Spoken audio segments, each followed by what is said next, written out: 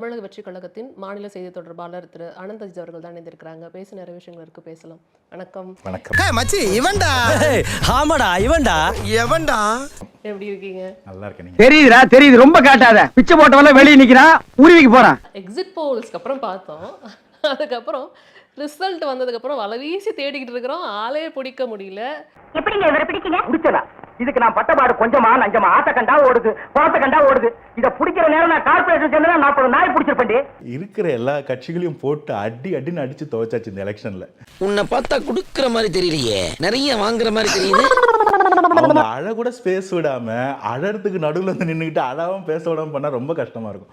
முதவி அழக்காதடா, அண்ட புழுகனா இருப்ப போல இருக்க. கொஞ்சம் அவங்க ஃபீல் பண்ணி மனசு விட்டு அழட்டோன்னு டைம் விட்டாங்கன்னு நினைக்கிறேன். இல்ல அவங்க ரொம்ப கதறிக்கிட்டு இருக்காங்க.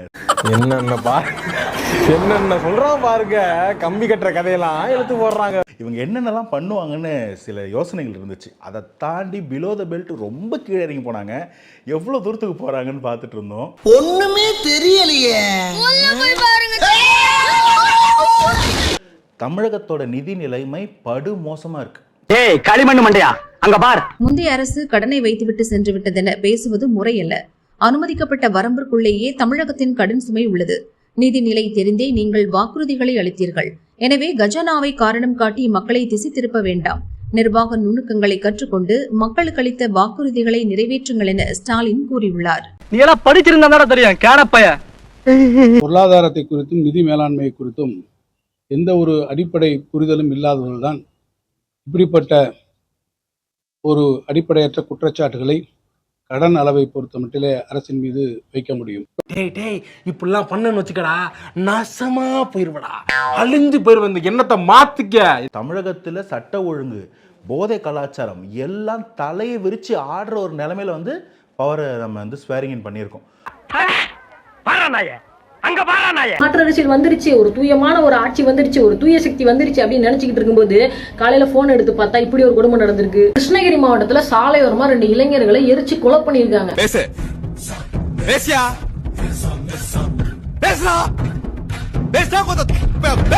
அந்த பக்கம் பார்த்தா சென்னையில ஒரு போலீஸ் ஸ்டேஷனை அடிச்சு நொறுக்கி பெரிய அராஜகம் பண்ணிட்டு இருக்காங்க. என்ன கொடுமை சார். சிங்கப்பெண் அதிரடி படையெல்லாம் உள்ள வந்ததுக்கு அப்புறம் கூட இன்னைக்கு ஒரு பூசாரி பொம்பளைங்களை கோவிலுக்குள்ளேயே வச்சு அடின்னு அடிச்சிட்டு இருக்காரு. சட்டம் ஒழுங்க நான் பாதுகாப்பேன்னு வாக்குறுதி கொடுத்துட்டு இப்ப அந்த வாக்குறுதியே மண்ணோட மண்ணா போச்சு. அப்பா அட பாவி, உலகமே நாறுதேடா. இந்த வாயை வச்சுட்டு எப்படா நீ வாடுற? திமுக ஆட்சியில் இருக்கும்போது எப்படி எது நடந்தாலும், எந்த அநியாயம் நடந்தாலும் அதுக்கு ஸ்டாலின் தான் பொறுப்பு அப்படின்னு நீங்க சொன்னீங்க. அதே போல் இப்போ இனி வரும் காலங்களில் நடக்கும் அனைத்து குற்ற செயல்களும், எந்த ஒரு அசம்பாவிதங்கள் எது நடந்தாலும் அதற்கு தாவிக தலைவர் விஜய் அவர்கள், அதாவது நம்முடைய தமிழ்நாட்டு முதலமைச்சர் தான் காரணம். அந்த பொறுப்பை அவர் ஏற்றுக்கொள்ள வேண்டும். நீ கேட்ட ஒவ்வொரு கேள்வி என்ன செருப்பால அடிச்ச மாதிரி இருக்குடா. மாதிரி இல்ல, உண்மையிலே செருப்பால தான் அடிச்சது. அப்போ சும்மா இது ஓவர் நைட்ல வந்து எப்படின்னா இந்த ஒரு படத்துல ஹீரோ நடந்து போக கிராபிக்ஸ்ல ரோடு போட்டே வருவாங்க அப்படி எதிர்பார்க்கறாங்க. நோ, அது அப்படி கிடையாது. இந்த டக்கால்டி வேலையெல்லாம் நம்மளுக்கு தெரியுமாங்க. ஸோ ரொம்ப பொறுப்புணர்வோட மக்களுக்காக ஒரு அரசாட்சி நடக்குது. நம்பிக்கையா இருங்க. நீங்க சும்மா செஞ்சிட்டாலும் நாங்க அப்படியே அசந்து அழுத்து தான் போயிருவோம். முதல்ல மக்களுக்கு இங்க இருக்கிற நிலைமைகள் எடுத்து உரைக்கப்படும். அதை புரிஞ்சிக்க ஆரம்பிக்கும் போதே எங்களுடைய பயமும் பேர்டனும் அதிகமாகிட்டு இருக்கு. சாவும்ல செத்த பையில நீ நலமா இருந்தா ஒளிஞ்ச எனக்கு பத்தி நீ சாவும்ல செத்த பையில. ஸோ அந்த எல்லாத்தோட சேர்த்து ஒர்க் பண்ணிட்டு இருக்கோம். அது கொஞ்சம் டைம் எடுக்கும். அதனால இத்தனை நாள் வரல. கண்டிப்பா மீடியா அட்ரஸ் பண்ணுவோம். இந்த மாதிரி காமெடிலாம் பண்ணாதீங்க. அப்புறம் நான் வேற மாதிரி மண்டை சூடாகி வேற மாதிரி நான் ஆயிடுவேன். பட் முன்னாடி அளவுக்கு ரொம்ப இருக்காது. ஆனா மக்களுக்கு சொல்ல வேண்டியது எல்லாத்தையும் வந்து சொல்லுவோம். அவங்களுக்கு ஒரு குறிப்பிட்ட வேலை ஏதோ இருக்கு. ரொம்ப வேலை கொடுத்துருக்காங்க. அங்க என்ன வேலைங்க? அப்ப இது எல்லாத்தையும் புரிஞ்சு மாத்துறதுக்கான வேலை நடக்குது. மக்களுக்கு அந்த நம்பிக்கை இருக்கு. ருக்கோ ஜரா, சபர் கரோ. நாங்க போட்டதுக்கு நாங்களா செருப்பால அடிச்சோம். அதே இந்த மாதிரி நாங்க போட்டோம். இன்னைக்கு அரிசாயிட்டே நிக்கிறோம். முதுகுல குத்திட்டு இல்ல முதுகுல குத்திட்டு தப்பா இல்ல. சின்ன எங்க பிள்ளைங்க சொன்னதுனால விசுலுக்கு போட்டேன். இன்னும் 2500 ரூபாய் கொடுக்குறேன்றாரு.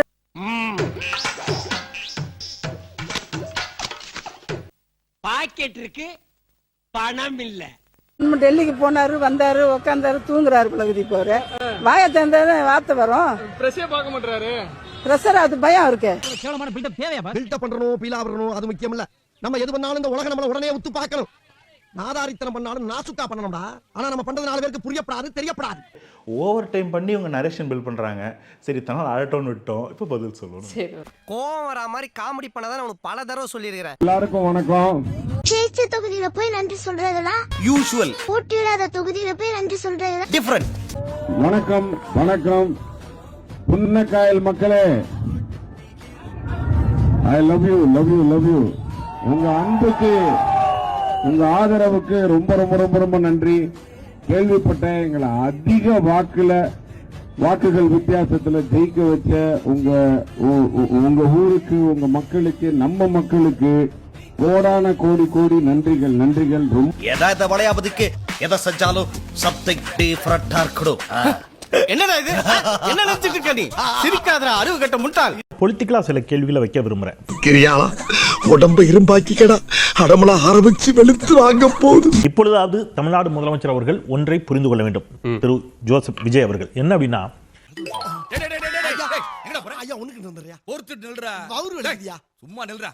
நீங்க கடந்த காலத்துல என்னெல்லாம் கிரிட்டிசைஸ் பண்ணீங்க? அது அந்த அம்மாவுக்கு ஞாபகமே இல்லையடா. இல்ல தமிழ்நாடு அன்றைய மேனாள் முதலமைச்சர் மாண்புமிகு ஸ்டாலின் அவர்களோ அல்லது உதயநிதி ஸ்டாலின் அவர்களோ இதே போல மரியாதைக்குரிய நம்முடைய நிதியமைச்சர் நிர்மலா சீதாராமன் அவர்களை சந்தித்தால் அல்லது நம்முடைய பிரதமர் மோடி அவர்களை சந்தித்தால் அப்ப நீங்க என்னெல்லாம் சொன்னீங்க? திடீர்னு இப்ப சார் ஏன் சார் போய் சந்திக்கிறீங்க?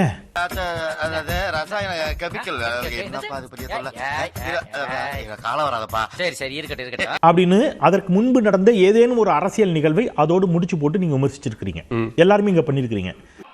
கட்சியை காப்பாத்திக்கணுங்கிறதுக்காக பாஜகவோட மறைமுக கூட்டணியில் இருக்க வேண்டியது. ஒரு பக்கம் கதர் வேஷம் போட வேண்டியது, இன்னொரு பக்கம் காவி வேஷம் போட வேண்டியது. எல்லாத்தையும் காப்பாத்திக்கணும்ல. போய் மோடி அவர்கள் காலையும் அமித்ஷா அவர்கள் காலையும் திமுக விழுதா இல்லையான்னு பாருங்க. மாப்பிள நீங்க ஒண்ணு கவலைப்படாதீங்க, நான் பணத்தோட வரேன். நான் யாரு? காட்டபொம்மன் பாரம்பரியாக்கும். ஆண்டவன் அரிய நெஞ்சில் ஒரு துளி வஞ்சம் இல்லை. இப்ப நாங்க அதே போல ஒரு விமர்சன பார்வை வைத்தால் அது ஏற்புடையதாக இருக்குமா? வேணாப்பா, ஒன்லி பாடி லாங்குவேஜ் தான்ப்பா, உள்ள ஒண்ணு கிடையாதுப்பா. நீ நினைக்கிற அளவுக்கு நான் ஒண்ணும் பெரிய பயிற்று கிடையாதுப்பா, ஒன்லி பில்டப்புப்பா. ஃபார் எக்ஸாம்பிள், உங்களுக்கு இங்க தனித்த பெரும்பான்மை இல்ல, அது அடிக்கடி சொல்லினே இருக்காரா. நீங்க அஇஅதிமுக எம்எல்ஏக்களை ராஜினாமா செய்ய வைத்து குதிரை பேரம் நடத்தி உங்கள் கட்சியில் இணைப்பதாக இன்றைக்கு எடப்பாடி பழனிசாமி அவர்கள் உள்ளிட்டவர்கள் இன்றைக்கு கடும் விமர்சன பார்வை வச்சிருக்காங்க. அவன் போய் சொல்றான் ரெஃப்ரி, அவன் போய் சொல்றான். அது மிகவும் ஆபத்தான மிருகம். நீ போய் சொல்றாம்லடா, நீ போய் சொல்றாம்லடா. நோ ரெஃப்ரி, அவன் தான் போய் சொல்றான் ரெஃப்ரி. இப்ப இதுல நீங்க உங்களுக்கு சாதகமாக ஏதேனும் முடிவெடுக்க வேண்டும் என்பதற்காக நீங்கள் பிரதமரை சந்தித்தீர்கள் அப்படின்னு சொன்னா பொருத்தமா இருக்குமா? ஏற்புடையதா இருக்குமா? என்ன வாயடிச்சு போய் நிக்கிறேன்? நான் இப்ப வாயடிச்சு போய் தான் நிக்கிறேன். அப்போ நீங்க அன்னைக்கு கடந்த காலத்துல என்னெல்லாம் பேசினீங்க, இன்னைக்கு அது பேக் ஃபயர் ஆகுது இல்லையா? இதை புரிந்து கொள்ள வேண்டும். தெரிஞ்சுக்க புரிஞ்சுக்க, கரெக்டா இருந்தா புரட்டா கரெக்டா. நீங்க இப்ப என்ன பண்றீங்க? பிரதமருக்கு கடிதம் எழுதுறீங்க. எதுல? நம்முடைய மீனவர்கள் கைது செய்யப்பட்ட விவகாரம் தொடர்பாக நீங்க பரப்புரையில் என்ன பேசுனீங்க? ரொம்ப நாள் இல்ல, ஒரு மாசத்துக்கு முன்னாடி நீங்க என்ன பேசுனீங்க? மீனவர்களோட பிரச்சனைக்கு அப்பப்ப எந்திரிச்சு கடிதம் எழுதிட்டு திரும்ப தூங்க போயிடுவார். சிஎம் சார் பிரதமருக்கு கடிதம் எழுதிட்டு போய் தூங்கிடுவீங்க அப்படின்னு சொன்னீங்க.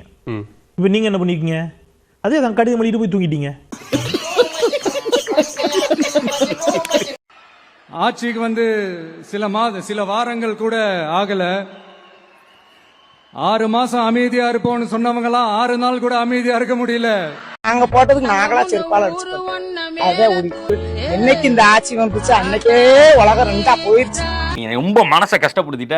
அந்த வருஷம் 2023 நாசமா போனதுக்கு முழு காரணமே நீங்க பார்த்த வேலை. ஆட்சிக்கு சில வாரங்கள் கூட ஆகல. 6 மாசம் அமைதியா இருப்போம்னு சொன்னவங்களாம் 6 நாள் கூட அமைதியா இருக்க முடியல. ஆட்சிக்கு அரை மணி நேரத்திலே ஆரம்பிச்சிட்டாங்க. சும்மா ட்ரைலர் தாமா, மெயின் பிக்சர் நீ இன்னும் பார்க்கல. பார்த்த ஆடி போயிடுவேன். ஆட்சிக்கு சில வாரங்கள் கூட ஆகல. 6 மாசம் அமைதியா இருப்போம்னு சொன்னவங்களாம் 6 நாள் கூட அமைதியா இருக்க முடியல. பொறுப்புள்ள பதவியில இருக்க, அதை துஷ்பிரயோகம் பண்ணாத, உன் கட்சியோட பேரை கெடுத்துறாத. இப்ப என்ன உனக்கு எதிரிகளே இல்லையா அப்படின்லாம் கேட்டா அப்படிலாம் நான் சொல்ல மாட்டேன். சொல்லு, நீதான் தைரியமான ஆளு, சொல்லு சொல்றா. அப்படிலாம் நான் நினைக்கவும் மாட்டேன், அப்படி நினைக்கவும் கூடாது. இப்பவும் சொல்றேன், அரசியல் ரீதியா சொல்றேன், 2 பேருக்கு நடுவுல தான் போட்டியே. கேப்பே விடாம பேசுற பார்த்தா ஒரே டயலாக தான் ஊருக்குள்ள சொல்லி தெரியற போல இருக்கு. எஸ், ஒன்னு டிவிகே, இன்னொன்னு டிஎம்கே. வேண்டாம், 1/4 நூற்றாண்டுக்கு அப்புறம் உன் வாழ்க்கையில ஒரு சந்தோஷம் கிடைச்சிருக்குதுன்னு அகம்பாவத்துல ஆணவத்துல தலகால் தெரியாம ஆடாத, இது நிலைக்காது. இதுக்கு நடுவுல வேற யாருக்கும் எந்த வேலையும் கிடையாது. ஏதாவது இருக்குன்னு சொல்றீங்க? அப்படியே அறுத்து தள்ளிட்டாலும் மூட்டு கொடுத்துருவாரு பிச்சைக்கார நாயே. எலெக்ஷனுக்கு முன்னாடியும் அவங்களுக்கு ஒரு வேலையும் இல்ல, இப்ப எலெக்ஷனுக்கு அப்புறம் சுத்தம். எதிர்கட்சிக்காரன் எப்படி கவுக்குறதுங்கிறத பத்தியே யோசிங்க, சாதாரண ஜனங்களை பத்தி யோசிக்கவே யோசிக்காதீங்க. எவ்வளவு பேர் நடந்து வரோம் பாருங்க, இவ்வளவு சிரமத்துக்கு ஆளாகிறோம் நாங்க. இதுவே நல்ல மாற்றம். இதுதான் மாற்று கட்சி. மாற்று அரசியல் நாங்க நல்ல மாற்றம் இது. என்ன உம்மன் இருக்க? சிரிக்க மாட்டியா? உன்னை நான் சிரிக்க வைக்கிறேன் பாரு. ஊரு விடாம ஒரு தெரு விடாம போதை பொருள் கலாச்சாரம் அப்படியே ஸ்ப்ரெட் ஆகி கொட்டி கிடக்குது. அது அப்பவே இனிஷியல் ஸ்டேஜ், அதை நீங்க கண்ட்ரோல் பண்ணிருந்தீங்கன்னா இத்தனை பெண் குழந்தைகளை, இத்தனை பெண்களை இழக்க வேண்டிய ஒரு சூழ்நிலை ஏற்பட்டிருக்குமா? எல்லாத்தையும் பண்ணிட்டு பழிய தூக்கி ஏன் மேல போடுறாங்க. பழி போடுறாங்க பிரதர். போச்சுரா, மறுபடியும் முதல்ல இருந்தா கிழிஞ்சது போ. என்ன காப்பாற்றணும். எல்லாத்தையும் பண்ணிட்டு பழிய தூக்கி ஏன் மேல போடுறாங்க. மாமா என்னடே அவன் இன்னும் திருந்தல மாமா. தீந்து போன சக்தியோட நீங்க கூட்டு சேர்ந்துகிட்டு ஆட்சி அமைக்கணும்னு நினைச்சீங்களோ, அப்பவே இந்த திமுக தூர்த்து போன சக்தியாகவும் ஆயிடுச்சு. நல்லா இருக்குது பிரதர். ஒண்ணுமே புரியல. It's okay. தூர்த்து போன சக்தியாகவும் ஆயிடுச்சு. ஏய் வேண்டாம், ரெண்டு பேருக்கு பெரிய பிரச்சனையாகி வெட்டு குத்து ரேஞ்சுக்கு போயிருக்கிறோம். வேலை பாரு, உன்னை உப்பு கண்டம் போட்டு ஊருக்கு வியாபாரம் பண்ணிருக்கணும். நானே புழைக்கிற பொழப்பு போயிருப்போன்னு வேதனைப்பட்டு இருக்கிறேன். விளக்கம் கேக்குது நாய். அடுத்து இப்ப நம்ம புதுசா அந்த சூட் எல்லாம் போட்டு வரோம்ல, அத பத்தி கூட நிறைய பேரு, ஏன் நாமெல்லாம் கோட் சூட் எல்லாம் போடக்கூடாதா? உனக்கு உரிமை கிடையாது. போம்டா நீ பஞ்சாயத்துல